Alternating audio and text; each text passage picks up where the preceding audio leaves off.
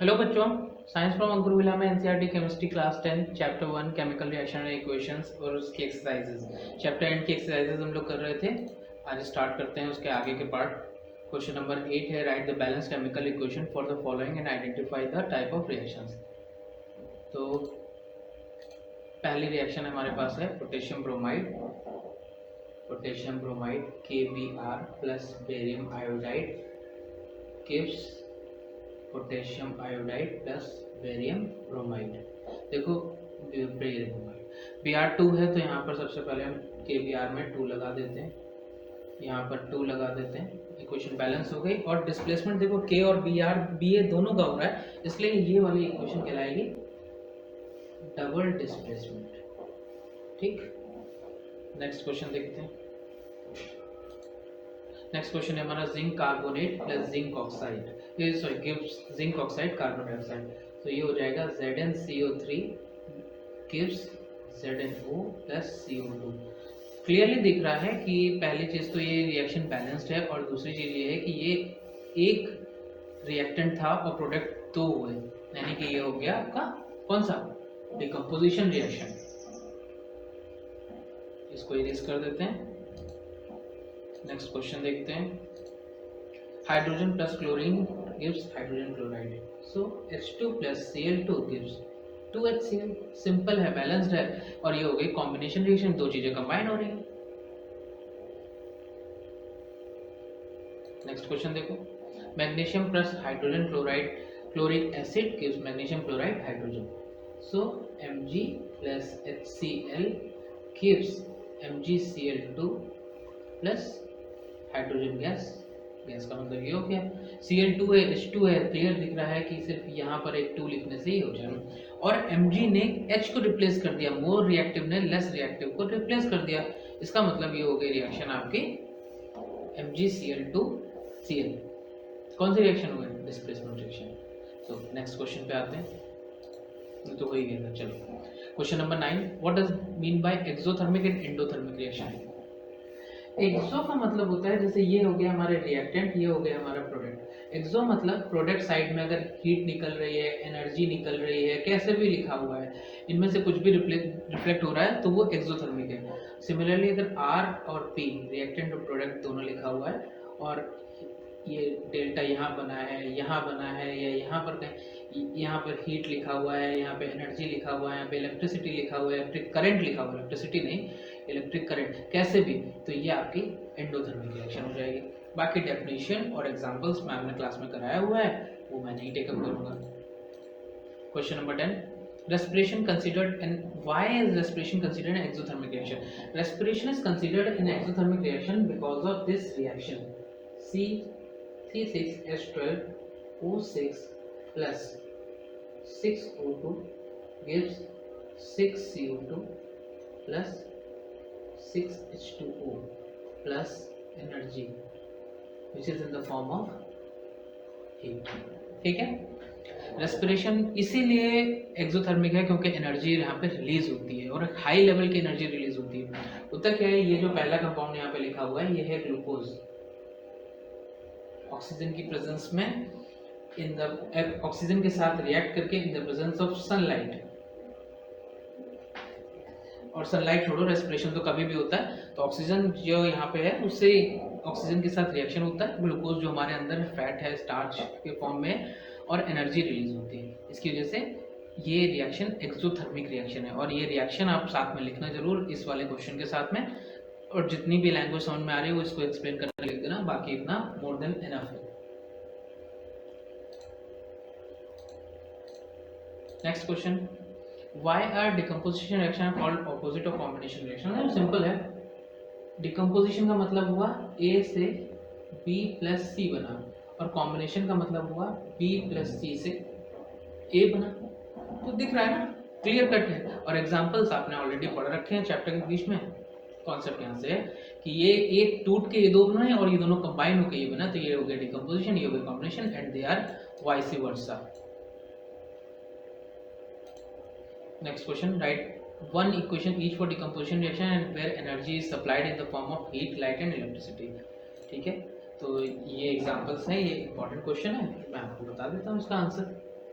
इसको आप नोट करना चाहिए तो नोट कर लीजिए मेरे साथ में, अगर बाद में चाहिएगा वीडियो को रिवाइंड करके तो लिख लीजिएगा, कोई दिक्कत नहीं। CaCO3 इसमें हीट प्रोवाइड करेंगे तो ये बन जाएगा CaO + CO2।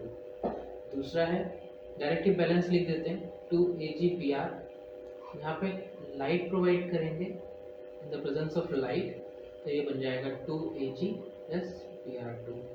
और लास्ट वाला जो है ये आपका है 2H2O gives in the presence of what, electric current. तो क्या बनाएगा ये 2H2 + O2। ठीक है, देखो इसमें दो तीन चीजें मुझे बतानी। पहले वाली तो हीट है, सिंपल से आप समझ जाओगे आराम से, कोई नई चीज नहीं। दूसरा वाला जिसमें लाइट लिखा है, यहाँ पे कई बार हम ये भी यूज करते हैं यूवी। यूवी का मतलब अल्ट्रावायलेट होता है, लाइट यही यूज की जाती है। और जैसे आप नेक्स्ट क्लास में जाओगे, अभी 10th में हो तो नेक्स्ट में जैसे ही जाओगे तो वहाँ पे ये वाला टर्म आ जाएगा एच न्यू, ये भी इसी तरीके से यूज करते हैं। ये वाला मैंने वी बनाया और ये एक्सटेंडेड पार्ट है और इसको बोलते हैं NU न्यू। ठीक है, आगे आएगा तब आपको, अभी बस एक ही इंफॉर्मेशन के लिए। और ये लास्ट वाली रिएक्शन है, ये रिएक्शन इज नथिंग बट, हम लोग पहले भी पढ़ चुके हैं, मैम ने भी आपको पढ़ाया होगा, आपकी एक्टिविटी में भी है, ये है इलेक्ट्रोलिसिस ऑफ वाटर। ठीक है, वीडियो रिवाइंड करके या पॉज करके आप अपना आंसर नोट कर लेना। Next question, double displacement reaction. अभी हम लोग इससे पहले ही कर चुके हैं। कौन सा डिस्प्लेसमेंट है? डिस्प्लेसमेंट में एक रिमूव होता है, रिप्लेस होता है। डबल डिस्प्लेसमेंट में दोनों एलिमेंट्स रिप्लेस हो जाते हैं।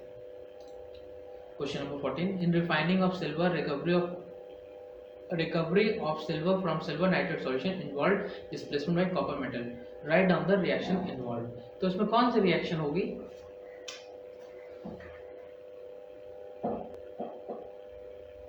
जगह ठीक, 2AgNO3 plus copper gives CuNO3 का होल ट्वाइस प्लस Ag, और Ag हो गया 2। ठीक है, रिएक्शन बैलेंस भी हो गई। और मैं फिर बता दूं, ये वाली जो रिएक्शन है ये इलेक्ट्रोलिसिस में, ये भी इलेक्ट्रोलिसिस है और इसको बोलते हैं, या तो आप इसको रिफाइनिंग के प्रोसेस में ले सकते हो, या इलेक्ट्रोलिसिस की एक एप्लीकेशन होती है, इसी के आगे मैं लिख देता हूँ electroplating.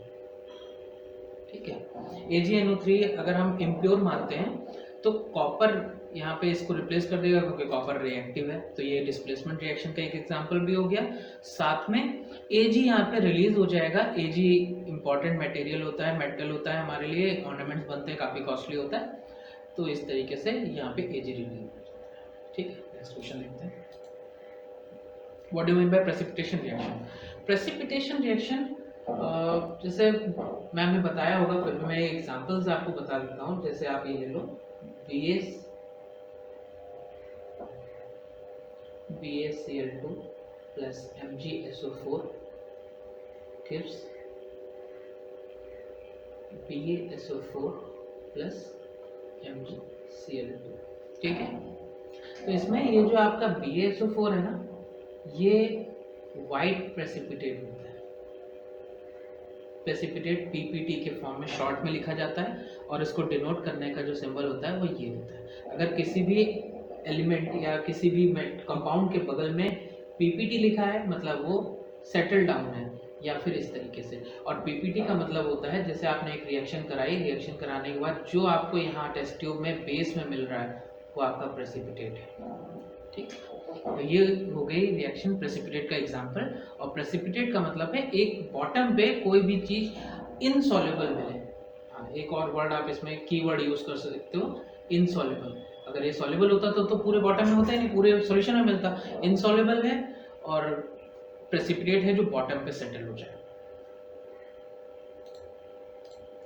Next question, in the terms of gain और loss of oxygen with two देखो एग्जाम्पल्स आपने बहुत सारे कर रखे हैं, मैं सिर्फ आपको एक जो कॉन्सेप्ट है वो रिवाइज कर देता हूँ। ऑक्सीडेशन के लिए रिमूवल ऑफ H होता है, इन्होंने सिर्फ एडिशन के टर्म्स में पूछा है, और एडिशन ऑफ O होता है। जबकि रिडक्शन की बात करें तो रिमूवल ऑफ O होता है और एडिशन ऑफ H होता है। बाकी एग्जाम्पल्स आपने बहुत अच्छे से मैम ने कराए हुए हैं। A shiny brown colored element acts on heating. तो यहाँ पर एक रिएक्शन आती है, it becomes black in color. Reaction है आपकी 2UCU, sorry 2Cu plus O2 क्या बना रहा है 2CuO. क्लियर है आपको यहाँ पे एलिमेंट X कौन सा है, ब्लैक कलर कंपाउंड कौन सा है, ये आपका X है और ब्लैक कलर कंपाउंड ये है. रिएक्शन ऑक्सीजन के साथ हो रही है, हीट देख के, ठीक है, बर्न कर रहे हैं. Next question, why do we apply paint on iron articles? Corrosion से बचाने के लिए, रस्टिंग से बचाने के लिए. Oil and fat containing foods items are flushed with nitrogen. Why? Because rancid ना हो जाए, बदबूदार ना हो जाए. ये दोनों टर्म्स आपने पढ़ रखे हैं. लो, कोरोजन और रैंसिडिटी, सिंपल डेफिनेशन और एग्जांपल्स दोनों चीजें. ओके, ये लास्ट वाले सेशन में शायद इसमें कुछ टेक्निकल एरर होने की वजह से ये क्वेश्चन वहाँ पे से हट के यहाँ आ गया है, तो हम लोग इसको कर लेते हैं. Right the balance chemical equation for the following reaction. Calcium hydroxide plus carbon dioxide gives calcium carbonate plus water. Calcium hydroxide plus calcium plus carbon dioxide gives calcium carbonate plus water. देखो balanced है, सिर्फ हमें इसमें balancing ही करनी है. सी ए same है, सी भी same है, O2 यहाँ पर, O2 यहाँ पर, 4O है, 2H है, 4O है और 2H है, बैलेंस्ड है. Next, zinc plus nitrate, silver nitrate gives zinc nitrate silver solution. तो ये हो गया आपका Zn plus AgNO3 gives what, ZnNO3 का होल ट्वाइस प्लस Ag. ठीक है, तो NO3 दो है यहाँ पे, NO3 के AgNO3 के पास 2 लगा देते हैं, 2 लगा देते हैं, और Zn सेम है यहाँ पे, Ag के पास 2 लगा देते हैं, बैलेंस हो गया.